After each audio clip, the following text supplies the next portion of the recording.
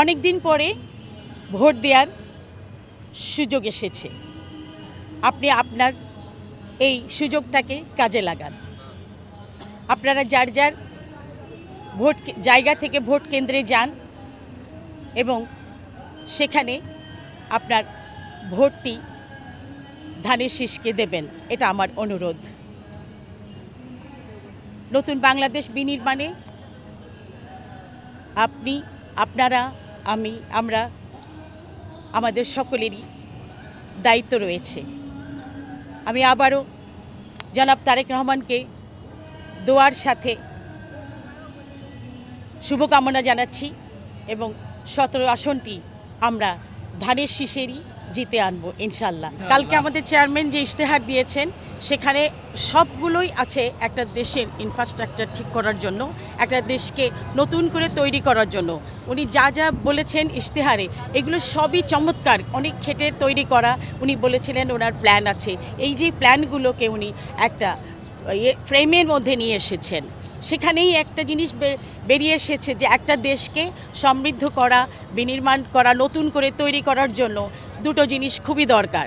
আমি মনে করি আমার analysis 3 in 1, like one is financial freedom, second is a cultural freedom.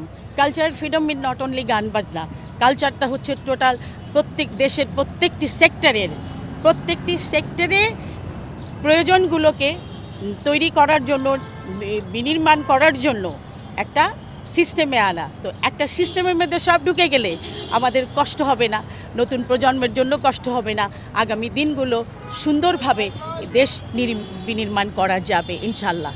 Tarique রহমানকে অসংখ্য ধন্যবাদ এমন একটি চমৎকার ইশতেহার দেওয়ার জন্য। আমাদের মাননীয় চেয়ারম্যান আমাদের নির্বাচনী ইশতেহার পাঠ করেছেন, সেখানে জনকল্যাণমুখী এদেশের আপামর জনসাধারণ 20 কোটি মানুষের জন্য যে কর্মসূচি উনি কমিটমেন্ট করেছেন সেটা আপনারা কালকে দেখেছেন, আজকে পত্রপত্রিকায় দেখতে পাবেন, মিডিয়াতে এসেছে।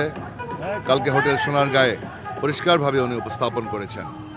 সমাজের কল্যাণকর এদেশের নারী সমাজ, এদেশের যুব সমাজ, বেকার যুবক, এদেশের আগামী দিনের ছাত্রীদের জন্য, মেয়েদের অবৈতনিক লেখাপড়ার জন্য যেটা বেগম খালেদা জি আগে করেছিলেন এবং তারই উত্তরসূরি তিনিও আগামী দিনে স্নাতকোত্তর পর্যন্ত অবৈতনিক পড়াশোনার ব্যবস্থা করেছেন।